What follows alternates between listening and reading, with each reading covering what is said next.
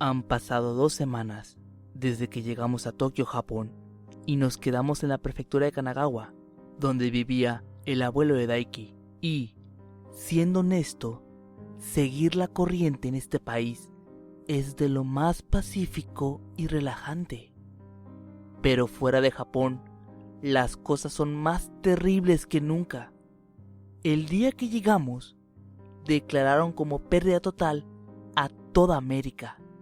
Los chilenos y brasileños no pudieron resistir mucho. Un descuido les bastó para acabar en el olvido. La rivalidad de las Coreas en el pasado fue lo que llevó a la ruina a su resistencia.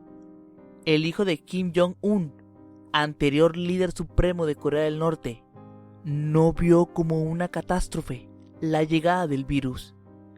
Él vio al virus como el siguiente paso de la evolución humana y usarlos para destruir a sus enemigos más cercanos, Corea del Sur.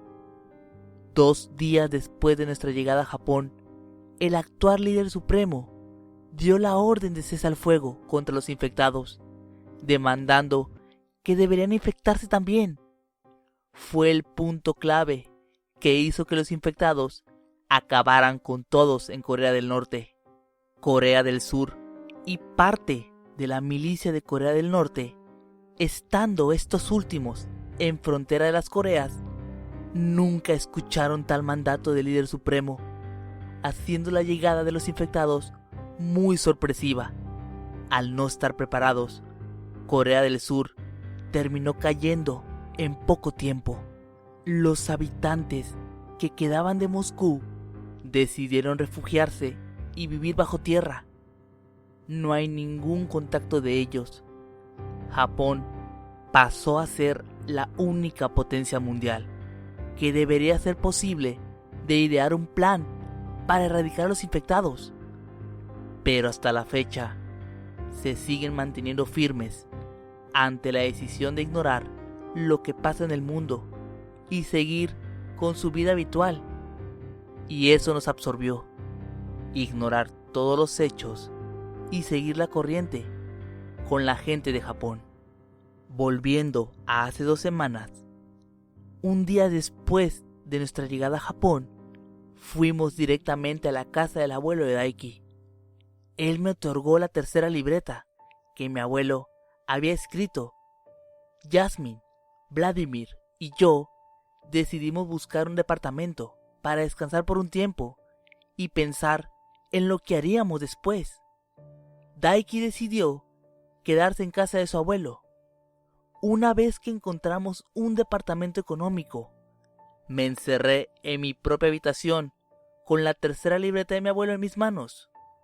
Pasé 1 hora viendo la libreta hasta que pude pronunciar algo de mí. Abuelo, ¿qué carajos te pasaba por la mente? ¿Por qué? ¿Por qué yo? Solo me dices en las libretas lo que ya pasó. ¿Por qué nunca me dices cómo rayos parar esto?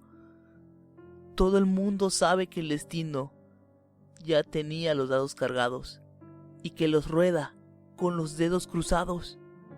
Todo el mundo sabía, desde que se dio la alerta roja, que era una guerra que había acabado, una guerra que nunca supimos contrarrestar. Todos saben que es una pelea que ya estaba arreglada en nuestra contra. La mayoría de las naciones han caído sin poder hacer absolutamente nada. Ya sea estando en Japón, Islandia o Hawái, todos saben que el virus llegará y que se mueve muy rápido. Y solo el revelar todo hará que eso ocurra más rápido. Todo está perdido. Pero, ¿sabes, abuelo? Yo no jugaré más. He decidido seguir el mismo ritmo de vida que tienen los habitantes de Japón. Eso fue lo que debí de haber hecho en México, aunque me costara la vida. No volveré a recurrir a tus libretas y me prepararé para lo peor. Agarré la libreta y la aventé debajo de un mueble. Pasó una semana desde entonces y Vladimir, harto de no hacer absolutamente nada por su madre patria, dejó el departamento, dejando tras de sí una carta. Queridos amigos mexicanos, para mí fue más que un placer haber estado estos días con ustedes y haberles enseñado todo lo que pude sobre el uso de armas. Pero yo ya no puedo seguir ignorando lo que le pasa al mundo. Son tiempos muy difíciles y la raza humana corre peligro. Y mi patria sé que está luchando por no terminar como los demás países. Mi patria no tiene la suerte de ser una isla como Hawái, Japón o Islandia.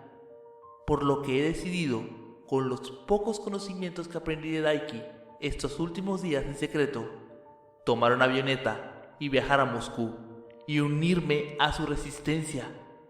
Si he de morir, lo haré luchando por lo que quiero. Familia ya no tengo, pero no perderé lo que queda de mi patria. Gracias por todo. Y sé que estaremos en contacto por alguna línea directa disponible que Moscú aún tenga en funcionamiento. Atentamente, Vladimir Romanov. Yo sabía que Vladimir tenía razón en no seguir ignorando la situación del mundo. Pero, ¿qué puedo hacer? Y así ha pasado una semana de la partida de Vladimir y 2 de haber llegado a Japón. He tenido peleas constantes con Jasmine sobre lo que haremos. Muchas veces le he dicho que el seguir el ritmo de vida de Japón, siendo una nueva vida aquí, que olvidemos absolutamente todo lo que pasó y que sigamos adelante. Siendo honesto, me he visto tentado muchísimas veces de agarrar la libreta y leerla.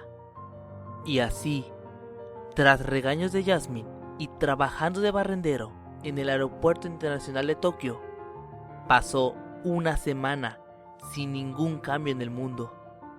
El gobierno de Japón inició negociaciones con las únicas islas intactas para iniciar el proceso de población a imagen y semejanza de Japón. Ni Moscú, incluyendo a Vladimir, daban señales de vida. Hasta hace un día. Siempre llego antes que Jasmine al departamento y nunca hemos recibido un mensaje de voz de nadie. Pero como les digo, ese día tuvimos señales de Vladimir. Poco conocíamos a Vladimir y sabemos que es una persona muy meticulosa con lo que hace, porque la forma en la que envió el mensaje de voz era de esperarse, ya que él era un militar ruso.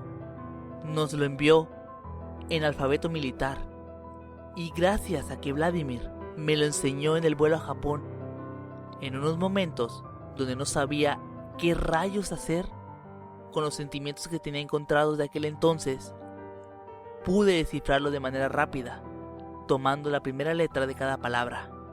Fue un mensaje directo y conciso. El gobierno ruso llegó a un punto de locura máxima. No existía tal resistencia bajo tierra, pero sí científicos ideando la forma de esparcir el virus a las islas. Todo acabó. Hasta nunca, amigos. Al leer el mensaje encriptado en código militar, pensé, esto no puede estar pasando. Se supone que Moscú se exiliaría bajo tierra para planear un contraataque o algo, pero no provocaría la extinción de la humanidad. ¿Por qué? ¿Por qué rayos está pasando esto? Miles de preguntas bombardeaban mi mente, pero solo una única respuesta me calmaría la mente. Todo debe estar en la libreta. En ese preciso momento, y como si de un imán se tratase, fui directamente al mueble, donde debajo de él dejé tirada la tercera libreta de mi abuelo. con la esperanza rota de que jamás recurriría a eso para saber cómo mi abuelo volvería a jugar con nosotros. Pero a estas alturas, todo es peor que hacer nada. Recogí la libreta, dudando todo momento. Al abrir la primera página, me llevé la mayor impresión de mi vida y también decepción. En letras grandes, solo decía: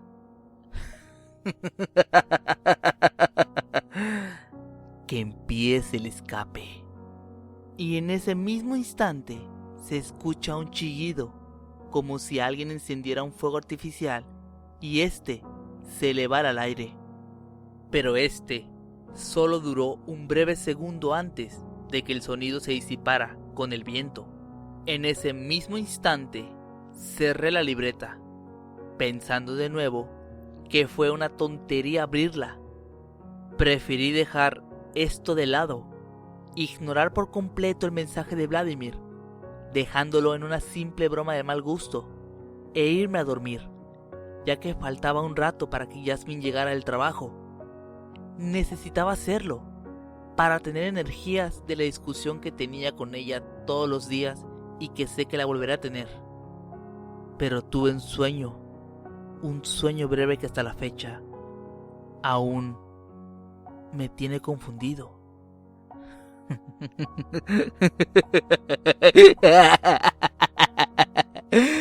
¡Qué divertido es esto!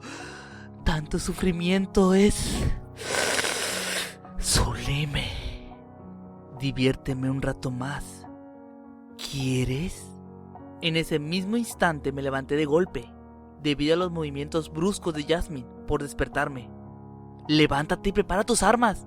Nos tenemos que ir rápido a conseguir un avión. Daiki y su amiga, Utada Sakura, nos están esperando afuera en su camioneta. ¡Vamos! ¡Apúrale!, decía Jasmine, toda desesperada y apurada. En lo que preparaba mi mochila y las armas para salir, escuchaba la radio, y fue ahí donde entendí todo lo que estaba pasando, donde también entendí lo que mi abuelo me quería decir en la libreta, en ese mensaje tan confuso.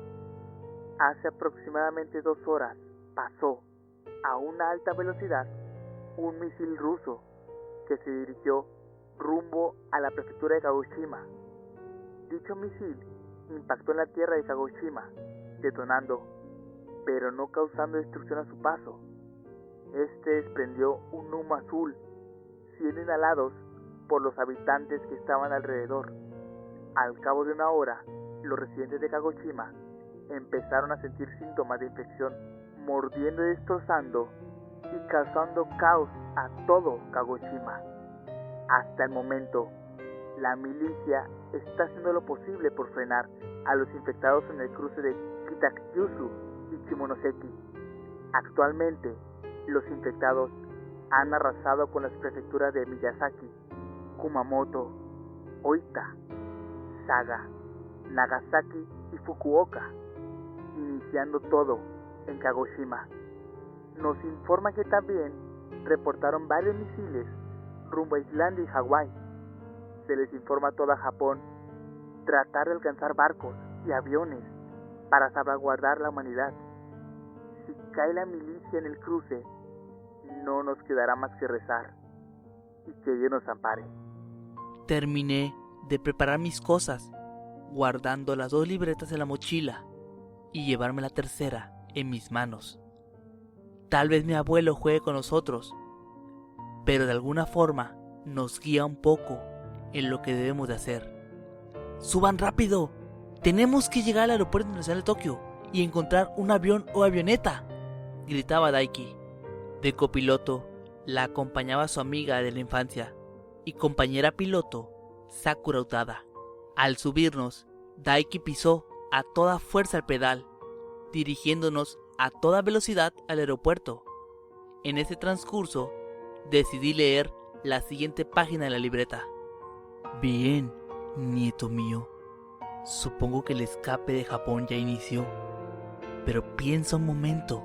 Si consiguen llegar al avión, que obvio sé que lo lograrán, ¿A dónde piensan dirigirse? Antes de darte mi propuesta, déjame contarte un dato. El gobierno ruso demandó a los científicos hacer que el virus se propague por medio de humo, controlados por la ira de que Japón no moviera ni un dedo por los demás. Fueron impulsados a tomar la decisión de infectar las islas también, y para no dejar rastros, el gobierno demandó a que se infectara uno de esos científicos. En pocas palabras, si a ellos no los ayudaron, ¿por qué dejar que la humanidad sobreviva? Hagamos una apuesta, nieto mío. Tu amigo Vladimir está vivo y está defendiendo a su antigua jefa de pelotón y científica, que podría ser la última esperanza de encontrar cura, o entre todos ustedes lograr una repoblación. Yo calculo que seguirán sobreviviendo un día más, escapando y luchando. Ellos están refugiados en el aeropuerto de Moscú, Chukovsky. Ahora ustedes están en Hakone, en la prefectura de Kanagawa. Si logran rescatar a tu amigo y a la científica en Moscú, tú podrás contarles a todos lo que hay en las libretas, incluso en esta. Si crees que no lo lograrán, entonces sigan adelante y vayan por la última. Aunque insisto, ambos sabemos la respuesta. Te deseo suerte. Sin duda alguna, mi abuelo estaba totalmente demente, pero era la oportunidad perfecta de que los demás supieran el por qué han hecho este recorrido conmigo. Cuando recobré la razón de lo que pasaba a mi alrededor, vi que estaban discutiendo los tres de a dónde teníamos que dirigirnos. Aunque propusieran lugares, todos terminaban con la misma respuesta. Absolutamente todos los lugares estaban repletos de infectados. Yo propuse, vamos a Rusia, al aeropuerto de Moscú Chukovsky. En eso, Yasmin respondió, ¿qué, estás totalmente loco? Es un campo lleno de infectados. ¿A qué rayos quieres ir? Le respondí, algo me dice que Vladimir está vivo. Les prometo que les explicaré todo con detalle. Ahora lo importante es salvar a Vladimir. A los tres no les convencía la idea, pero lo importante ahora era tener la mayor ayuda posible, aunado a las posibilidades de no salir vivos. Tras una larga discusión en el camino y la presión de estar huyendo de los infectados que vienen de Fukuoka, y no sabíamos cuánto tiempo la milicia los podría retener, terminaron aceptando, ya que era mejor que no hacer nada. Nos quedaba 1 hora de camino y todos nos encontrábamos atentos a alguna noticia en la radio local. Por lo que nos traducía Sakura, solo daban detalles de cómo la milicia frenaba, con éxito aparente, el cruce de los infectados a las demás partes de Japón. En eso, el emperador dio un comunicado de manera directa y concisa. Mi amado pueblo, el gobierno y la milicia hacemos todo lo que está en nuestro poder para frenar a los infectados lo más que podamos. Así es, como lo acaban de escuchar, frenar es un desastre que nosotros no estamos preparados para afrontar, por lo que hemos decidido, repitiendo lo anterior, de frenar a los infectados lo más que podamos para salvaguardar el mayor número de vidas posibles que se convertirán en el futuro de la humanidad. No me queda más que decir gracias. Y si existe una vida después de la muerte o de la infección, espero volverlos a encontrar de nuevo. Gracias y buena suerte. En eso, un comunicado prosiguió después del discurso, el cual era el que estábamos esperando. Los infectados acaban de penetrar la milicia y están pasando por el cruce. de Kitatsuyu y Shimonoseki. ¡Corran todos! El tiempo estaba contado. Ahora todo Japón se sumió en el caos total. Pero Daiki, aún manejando a una velocidad considerable, mantenía la compostura ante lo que pasa a su alrededor. Sabíamos que los infectados tardarían un tiempo considerable en llegar, pero era mejor estar prevenidos y salir antes de que fuera demasiado tarde. Al llegar a Tokio, fuimos testigos de la anarquía total. Suicidios masivos, asesinatos por doquier, violaciones a diestra y siniestra. Todo lo que se puedan imaginar estaba pasando ante mis ojos al pasar el cruce de Shibuya. Al llegar al aeropuerto internacional de Tokio, notamos que no había ningún avión, aunque era de esperarse. Con el caos viniendo a la puerta de la esquina, no dudaría que la gente haría todo lo posible por escapar, temporalmente o satisfactoriamente, del fin inminente que se avecinaba. Daiki, al ver nuestras caras de decepción, solo soltó una carcajada, diciendo que no hubiéramos venido aquí si supiera que no habría ningún avión. Este siguió conduciendo hasta un hangar oculto y bien cerrado, el cual contenía un avión de uso familiar. Yo le comenté en ese momento si no nos llevaríamos a la familia de Sakura y él con nosotros. Ambos solo agacharon las miradas de tristeza, respondiendo Daiki que su familia y la de Sakura decidieron hacer harakiri, que tratar de seguir viviendo en un mundo donde estarían huyendo por sobrevivir. Daiki preparó la aeronave, cargándolo con el combustible suficiente para llegar al aeropuerto de Moscú-Chukovsky. Cargamos todas las pertenencias de la camioneta, que incluían municiones, armas y comida, y despegamos lo más rápido posible hacia Rusia. Al ver por la ventanilla, miré como toda Japón se estaba sumiendo en caos, siendo arrasados por los infectados. Pero como dicen por ahí, a cada acción hay una reacción. Japón permaneció ignorante ante lo acontecido, que ahora Rusia le hizo pasar el mismo infierno. 2 horas han pasado desde que dejamos Japón. Dejamos que Jasmine y Sakura fueran a dormir unas horas, puesto que la presión y el estrés de hace poco fue muy agotador para todos. Me fui a platicar un tiempo con Daiki antes de hacer el cambio con Sakura y Jasmine para pilotear. Le pregunté sobre Sakura. Ellos se conocen desde que eran unos niños, pero no la considera como una hermana para él. Sus familias eran muy cercanas y ambas estaban de acuerdo que, si en ambas familias tuvieran un hombre y una mujer, arreglarían un omiai para ellos cuando tuvieran cierta edad. Al conocerse, pensaron que esto era una pérdida de tiempo, pero decidieron darse la oportunidad de conocerse más a fondo y coincidieron que ambos querían ser pilotos. Desde ese día se volvieron inseparables y aunque estén alejados el uno del otro, siempre mantienen contacto. Al fin y al cabo, siempre estarían juntos.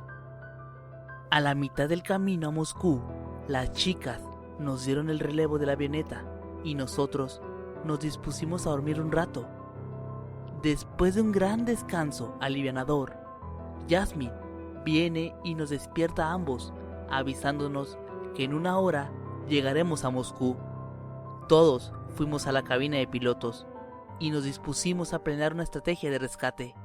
Sabíamos que Moscú actualmente era, por decirlo, un campo minado de infectados. El plan a seguir era pilotear 3 veces en círculos el aeropuerto y ver en qué parte se concentra la mayor parte de infectados. Sabemos que los infectados entran en un estado pasivo cuando no huelen o ven a alguien no infectado a su alrededor, pero cuando lo hay, entran en el estado activo, haciéndolos agresivos para conseguir comida. Por conclusión, el área en la cual los infectados estén muy activos en el aeropuerto es donde estarán Vladimir y la científica. Ya sabiendo dónde estarían, lo difícil sería el aterrizar y que al bajar no fuéramos presa fácil para los infectados. Daiki dijo que el avión contaba con 6 ametralladoras instaladas en cada ala del avión, ya que así fue construido desde la Segunda Guerra Mundial, por lo que al final, mientras Sakura y Jasmine se quedarían en el avión y disparando contra los infectados, haciendo el mayor ruido posible para que los persigan, Daiki y yo entraríamos al lugar, proporcionarles armas tanto a Vladimir como a la científica, buscar un vehículo y reencontrarnos en la gasolinera, donde ellas recargarán de combustible el avión para ir al destino final. Al llegar al aeropuerto, solo nos bastó dar una vuelta al avión, y dicho y hecho, los infectados estaban rodeando una parte del aeropuerto, por lo que pusimos en marcha el plan. Sakura descendió lo suficiente para que nosotros bajáramos del avión sin sufrir daño. En cuanto tocamos tierra, Jasmine empezó a disparar a diestra y siniestra contra los infectados, provocando el mayor ruido posible para que estos siguieran la avioneta. Los pocos infectados que no siguieron a las chicas fueron tras nosotros. Daiki, con una pistola en la mano izquierda y su espada en la derecha, y yo, con mi revólver en la izquierda y hacha en la derecha.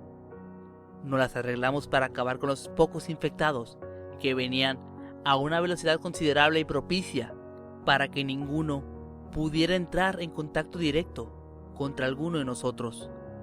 Una buena herida que causara atravesar el cerebro de un infectado era suficiente para acabar con ellos, pero evitar contacto directo con ellos era lo más preferible, ya que un rasguño causaría la infección inmediata. Una vez fuera de peligro, Daiki y yo corrimos lo más rápido posible antes de llamar la atención a más infectados y entramos al lugar. Cuando entramos, aseguramos bien la puerta por cualquier cosa. El lugar no tenía nada de luz y había muchos indicios de que fue abandonado hace ya unos meses. Nos adentramos aún más para investigar el paradero de Vladimir. Las pisadas que dábamos se podían escuchar con eco en todo lugar. Entre más nos adentrábamos, más oscuro y más silencioso se hacía el lugar. Por suerte, contábamos con linternas, por lo que pudimos continuar nuestra búsqueda. A medida que avanzábamos, sentía que el lugar estaba demasiado silencioso, sin contar el sonido de nuestras pisadas. En eso, escuchamos unas pisadas aparte, corriendo por atrás de nosotros, como si nos estuviera siguiendo. Volteamos ambos para alumbrar y vimos pasar una sombra que se ocultaba tras unos asientos. Daiki me dio la señal de que guardara silencio. Era de esperarse, ya que a estas alturas no sabíamos si era Vladimir o algún infectado que nos seguía para darnos caza. Seguimos nuestro camino, estando atentos a aquellas pisadas que aún nos seguían. En eso, la linterna alumbró unos pies pequeños.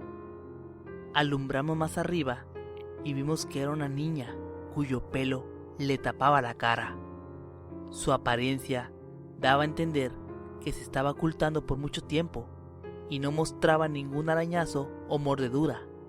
Dimos unos pasos para atrás y ella empezó a seguirnos a paso lento. Seguimos caminando en reversa sin quitarle la vista a la niña, cuando de pronto nos detuvimos al chocar con una pared. La niña se detuvo también de manera frenética cuando parte de su pelo se movió a un lado y pudimos ver la realidad. La niña estaba infectada y cuando su mirada pudo hacerse visible, empezó a correr hacia nosotros. Asustados y temblorosos, nos costaba sacar las armas y preparamos el hacha y la espada para dar batalla, cuando de pronto un balazo atravesó la sien de la infectada. Al iluminar a la izquierda, de donde provenía el balazo, vimos que era Vladimir, quien estaba siendo regañado por una mujer de su misma edad.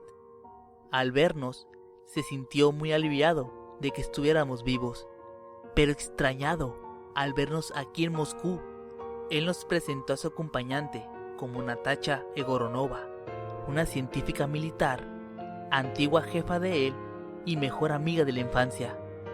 Pero cortamos el sentimentalismo, las presentaciones y explicaciones, ya que debíamos escapar de ahí, encontrar un vehículo y reencontrarnos en el punto acordado, donde el avión estaría cargando combustible.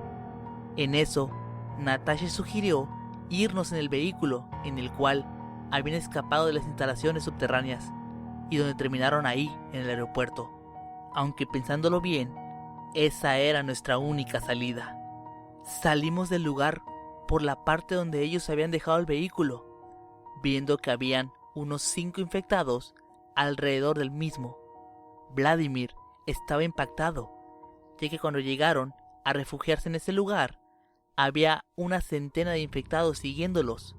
Al acabar con los 5 de manera rápida, subimos al vehículo y Vladimir condujo a la estación de combustible más cercano, pero el vehículo era lo suficientemente ruidoso para atraer a masas de infectados tras nosotros.